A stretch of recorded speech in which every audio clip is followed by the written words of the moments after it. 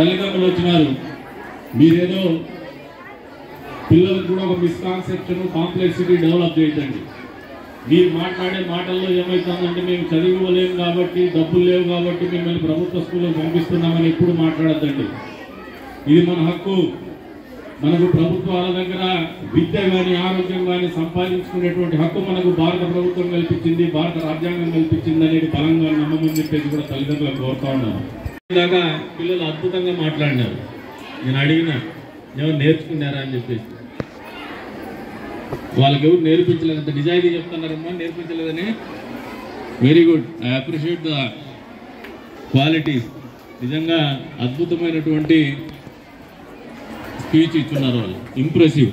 ఎందుకంటే నాయకత్వ లక్షణాలు అనేది మనం మాట్లాడడంలో, సామాజిక స్పృహ కలిగి ఉండడంలో, సామాజిక బాధ్యతని మనకు ఎంతవరకు ఎంత మేరకు ఉందనే తెలియజెప్పడంలో, ఎప్పటికప్పుడు వాచకం అనేది, ఆంగికం అనేది, భాష అనేది, మాట్లాడగలిగినటువంటి కాన్ఫిడెన్స్ లెవెల్ అనేది సమాజంలో నాయకులు తీర్చిదిద్దేటువంటి క్రమం.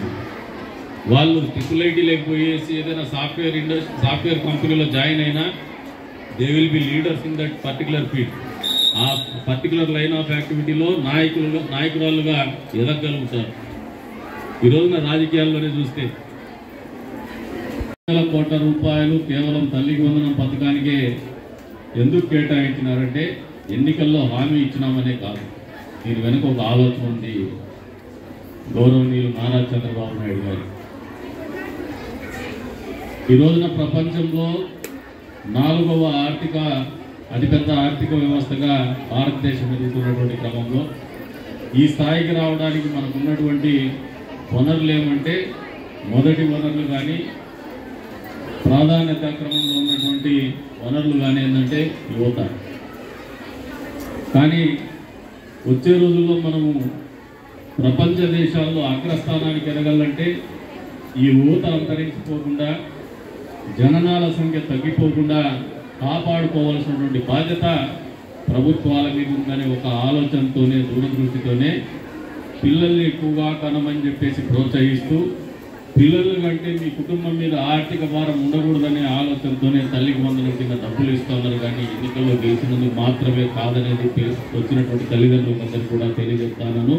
ఉపాధ్యాయ వర్గాలకు కూడా బాధ్యత కలిగినటువంటి ప్రతి పౌరులు కూడా తెలియజేస్తారు.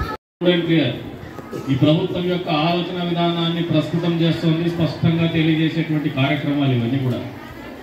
అంతేకాకుండా ఈ రోజున పిల్లలు కూడా ఆలోచన చేసుకోండి.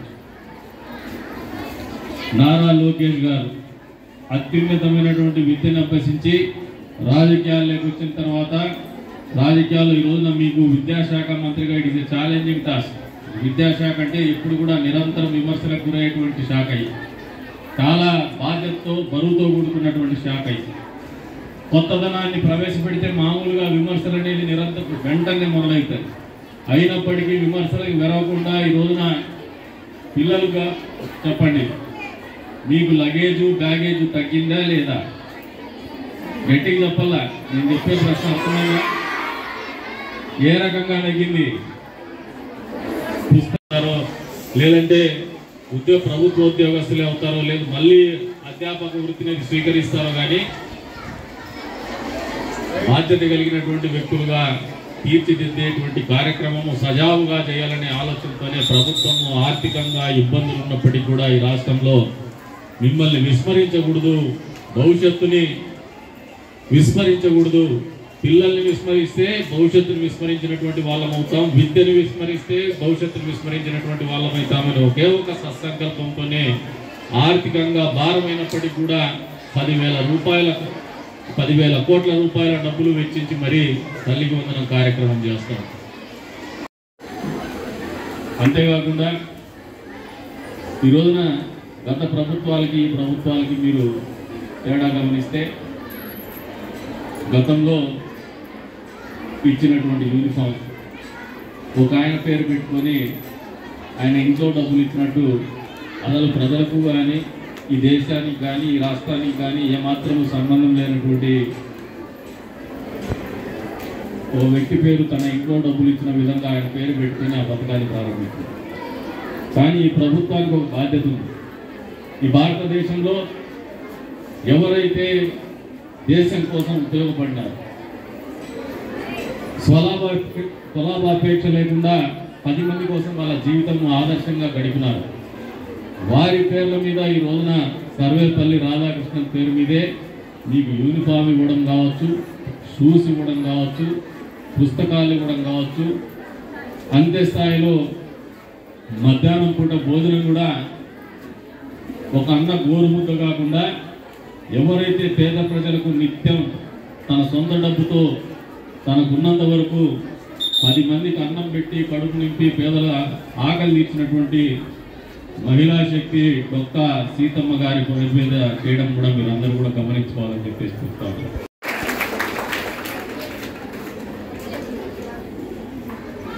ఈ రోజున ఈ ప్రభుత్వం ఒక సత్సంకల్పంతో కార్యక్రమం చేస్తుంది.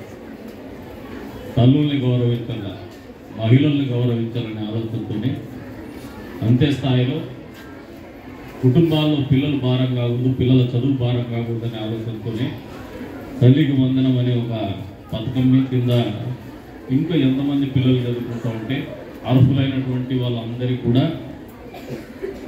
15,000 రూపాయలు డబ్బులు ఇచ్చినటువంటి కార్యక్రమం. తద్వారా ఈ రాష్ట్రంలో ఇందాక చెప్పిన 2 కోట్ల పైకిలకు పిల్లలు ఇక్కడ పార్టిసిపేట్ చేస్తున్నారు. ఈ ప్రోగ్రాంలో దాదాపు 10,000 కోట్ల రూపాయలు విద్యార్థులకి అందజేసినటువంటి ప్రభుత్వం నాకు తెలిసి భారతదేశ రాజకీయ చరిత్రలో ఏ ప్రభుత్వం చేయలేకపో. తాతగా వ్యవహరించినటువంటి పెద్దలు గౌరవనీయులు ఆర్యవేశ సంఘం సభ్యులు శంకరయ్య గారికి, సోదరుడు తెలుగునాడు స్టూడెంట్ ఫెడరేషన్ అధ్యక్షుడు సల్మాన్ గారికి, అదే రకంగా వేదిక మీద ఉన్నటువంటి ఇంకా ఇతరత్ర పెద్దలకి, వర్గంలో ఈ రోజున అన్ని స్కూళ్ళలో కూడా ఈ కార్యక్రమం జరుగుతోంది. ఈ రోజున ప్రత్యేకంగా ఇక్కడ జిల్లా పరిషత్ గర్ల్స్ హై స్కూల్లో జరుగుతున్నటువంటి కార్యక్రమానికి అధ్యక్షత వహించినటువంటి సోదరుడు, మధ్యాహ్నం కూడా నాణ్యమైనటువంటి పోషక విలువలు కలిగినటువంటి భోజనాన్ని మీకు అందిస్తున్నారా లేదో ఒక్కసారి ఆలోచన చేసుకోండి. ఇవన్నీ కూడా ఎందుకు చెప్తున్నామంటే చదువు కరెక్ట్గా ఉంటే చేసినటువంటి పిల్లల తల్లిదండ్రులకి పేరు పేరు నమస్కారాలు, అదే రంగా చిన్నారులకు అభినందనలు, శుభాభినందనలు. నిరంతరము పాల్గొని